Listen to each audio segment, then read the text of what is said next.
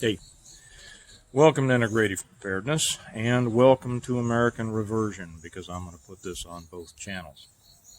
I thought I should start all of my videos now with taking a sip, because it gives me a chance. It keeps me from jumping in too quickly on the video.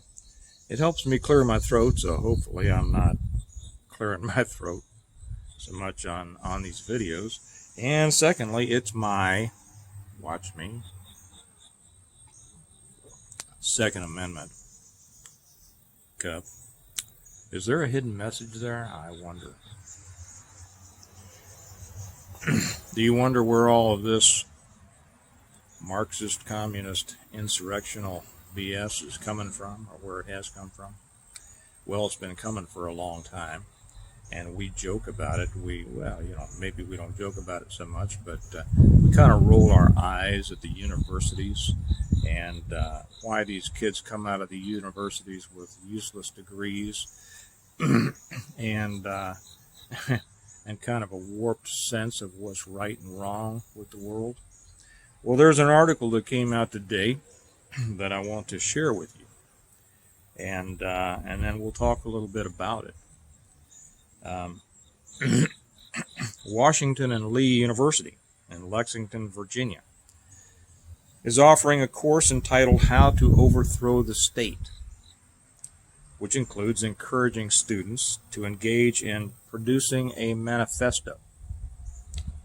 Manifesto, there's a word, right? You want to hear that from one side. And, quote, writing a persuasive essay on rewriting history and confronting memory. Confronting memory. Interesting.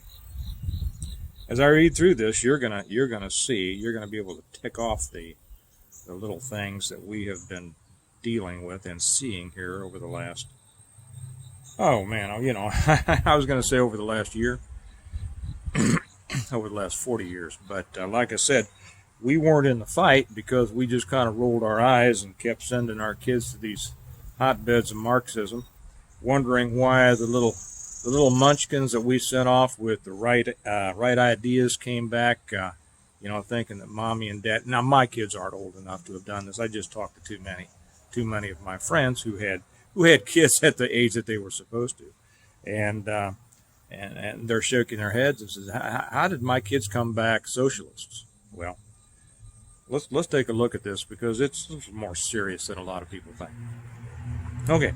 I'll start the article here. A course being offered at Washington and Lee for the fall semester focuses on encouraging students to think of ways they can, quote, overthrow a sitting government, according to a course description in the university's website, on the university's website. Can you imagine those words even appearing on a university website? Yeah, I guess we can, right? But we always think of Berkeley and things like that. This course places each student at the head of a popular revolutionary movement aiming to overthrow a sitting government and forge a better society.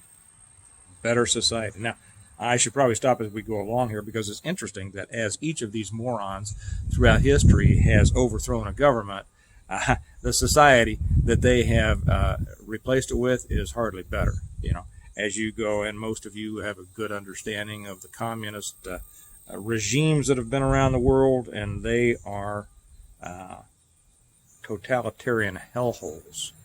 Of course, our little munchkins out there, they don't know that, because they've had their Che flag hanging on their dorm room wall, for 4 years, and they've been screaming, power to the people, and well, let me continue before I get off on too much of a rant.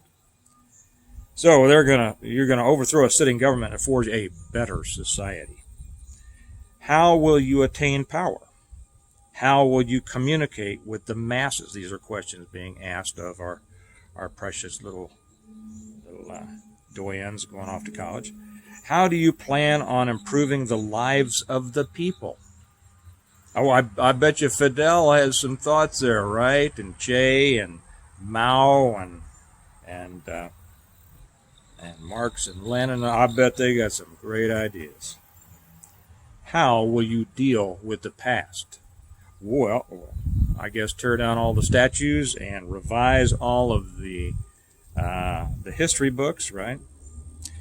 The course, How to Overthrow the State, is worth 3 credits toward an accredited college degree. That's 3 times more than a basket weaving class that they could actually get some good out of, and wouldn't hurt the country. Along with, I'm sorry, I'm out here. My big laptop, the mouse doesn't work as well as my little one, and I have the big one. Okay. Along with How to Lead a Revolution, our little revolutionaries, students will also be studying Marxist revolutionary and assassin Che Guevara. That's the truth. I love all these kids that just love Che, you know, and I love the look on their face when I said that cowardly moron never shot anybody whose hands weren't already tied behind his back. But he's so brave. He looks so good in that beret with that little star on it, looking up into the future, right? That posed just right, that painting. Oh, boy. So I'll start that again because I went off on a rant. Sorry. Along with How to Lead a Revolution, students will also be studying Marxist revolutionary and assassin Che Guevara, and will be tasked with producing a manifesto and writing a persuasive essay on rewriting history. From Franz Fanon to Che Guevara to Mahatma Gandhi and others, we explore examples of revolutionary thought and actions from across the global South, continues the course description. I'm not sure what global South means. Plenty of it happened north of the equator. I'm going to put you on pause here for just a second. Okay, I'm sorry about that. My laptop was giving me that deadly low battery sign, so I had to go add a little juice to it. Let's pick up where we ended. Students engage these texts by participating in a variety of writing exercises, such as producing a manifesto, drafting a white paper that critically analyzes a particular issue, and writing a persuasive essay on rewriting history and confronting memory. That's an interesting phrase right there. Excuse me, this is kind of, let me see if I can straighten you up here. Okay, well, that's going to be kind of, anyway. Confronting memory, that's an interesting concept, isn't it? Well, first off, that comes in several phases, and it's a very complicated subject. But confronting memory is that you minimize, you diminish, and demonize the correct memories of those who actually have them, and then you pump an alternative history into the society to change those memories so that those who have the truth in the back of their heads are made to look nuts and crazy and way out far afield so that nobody pays any attention to them or wants to be affiliated with them. Turning point, USA founder Charlie Kirk reacted to the course, telling Breitbart News, this is from Breitbart, obviously, "This is disgraceful. We must stop brushing aside these egregious examples of campus craziness as isolated incidents." That's exactly right. And that's been the problem in the past, that when we hear these idiocies, we just go, oh my gosh, can you believe that? What a bunch of idiots. Those colleges are just this, and we grumble and we gripe and we don't really do anything about it. Well, it is time to do something about it. We'll talk about that in a minute. The lessons of the past few months prove that these ideas don't stay on campus. They spill out onto the streets, he added. This is a prime example of the intellectual rot that has infected the academy I love that, in America. The Trump administration should investigate and determine if this is the type of scholarship federal funds should be used to subsidize. That's exactly right. So, okay, I'm back again. Sorry for the jump. If I looked a little bit differently, I've got a phone that's supposed to have enough storage to send something to Mars, and it ran out of storage. So I'm having a heck of a time today.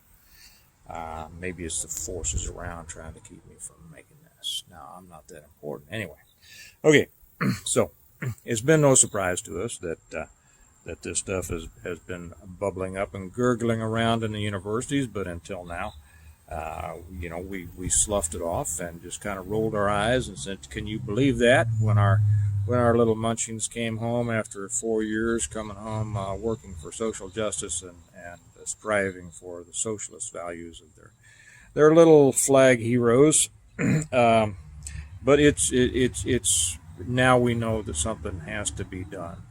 Not only are these little people out there in the streets now, but we already have a couple of generations that are probably too far gone to get them back. Our universities are redoubling their efforts to educate I won't say educate, indoctrinate the next generation into being good little revolutionaries. Some of you most of you probably don't, some of you may have heard of Patrice Lumumba University. It was an intelligence operation run by the Soviets back in the day. It was in Moscow, and it was named after an African Marxist revolutionary type named Patrice Lumumba. I forget his whole name, doesn't matter. But they put a university in Moscow. It's essentially run by the KGB and the GRU to crank out all the little Marxist revolutionary seeds for the Soviet insertion into Africa and South America.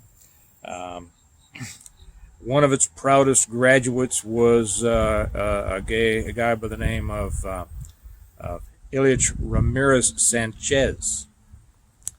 Some of you may have heard of him being referred to as Carlos the Jackal. He was a revolutionary, a Venezuelan that came out of and became enthralled in Marxist theology. I'll say that because it really is a religion to some of these people. He was involved. What was he involved in? He was involved in the PLFP, I think, the Popular Front for the Liberation of Palestine, and did a raid. Some of this is I have to go back in there to remember this stuff. That's been a long time. This is back when I was involved in other things back in the 70s, and he was the one who pulled the raid on the OPEC in Vienna. If you remember that. If you don't, it's interesting stuff because it's really the precursor to what's going on now. Our universities have become the Patrice Lumumba universities here in the United States, and we're paying for it. We're paying for it when we send our little kids off to be educated or indoctrinated. We pay for it with our taxes because of all the federal money that goes to these schools. We pay for it every time we buy a jersey with some idiot's name on it who's playing with a ball for a university, and we've made ourselves think that that's important. I say we, not including me, because I don't think I think all of this has gone toward the destruction of our society and our country. And I don't say most of you probably, okay, because you probably agree with what I'm talking about. But they are the engine of the destruction of this country. And if we want to do anything about it, like I said in the last one, the time that we need to do something about it was a long time ago, but if we didn't, the time is now, and we've got to get on it. What can we do? First off, send this video, because I itemize these things as being taught there at Washington and Lee. Send this to everybody you know, please. Okay, everybody you know. Half of them may think that I'm an idiot. That's fine, but so send them to the ones that you think you'll have half a chance of enlightening and opening their eyes. Be involved on a daily basis in discussion and conversations with people that you know. Okay, whether they are you already know that they agree with us on this. They have the traditional values. Reinforce it, support it, reinforce it. Send them, this to them, and ask them to send it to everybody that they know. Talk to people with whom you disagree. Be ready to be in the fight. If you're not going to be in the fight of ideas, you're not going to be in the fight when it comes to other things. Okay, you have to be involved in this.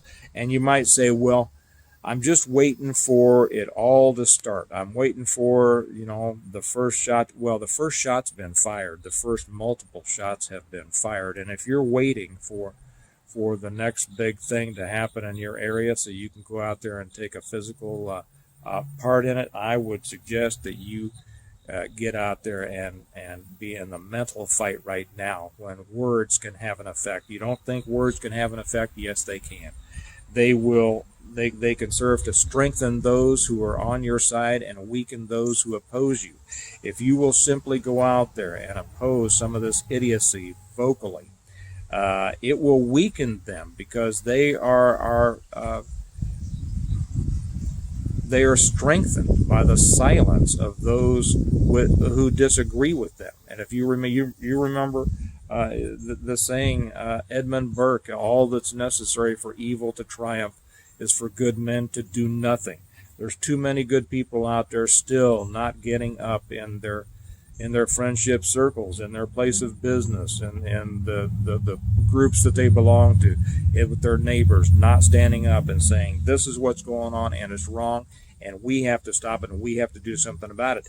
And so if somebody disagrees with you, well, good, you found out that they disagree with you, and you found out that there's somebody there that you can't count on, and they have found out that there is somebody willing to stand against them, and that might minimize their excitement to go out there and express their opinion. If we can get some of these people to stop expressing these idiotic opinions simply by letting them know that they are going to be met with equal fervor and equal unequal knowledge, because they are arguing from a position of ignorance. If you can come at them from a position of strength and intelligence and information, you are going to have an effect, and we need to have that. If you're not in the fight now, you need to get in the fight. Please, you got to do it, because it's going to come harder, and if you're not willing to do it now, you're not willing to do it then. So we need to be involved in that. Secondly,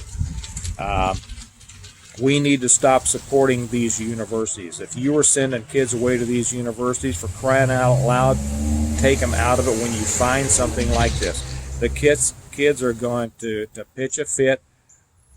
Well, when they're paying for their own education, then they can go where they want, right? But if you're footing the bill, you have a right to say, you have a responsibility to say where that money goes, because your money is supporting things. And if it's supporting something like this, it's wrong. Okay. Thirdly, stop supporting these places with your money towards their sports programs and anything else. If you're a big donor, a big contributor to these colleges, make sure that you know what they are putting out there. And if they are putting out something that's destructive to our country that you disagree with, letting that school know, you know what, my check's not coming this year because of this, and this, because this instructor, this class, this, that. Hey, guess what?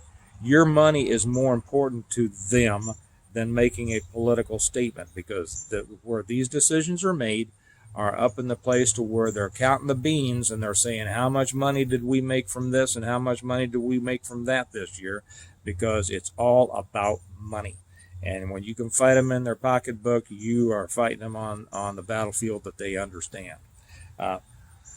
Also, you can go to these places. I'm not going to put it down here, but you can look up the Washington and Lee website, and you can find out where to send emails. And you don't have to have some long, drawn-out email, although some of you have such excellent comments on here. You really ought to include your thoughts to these people.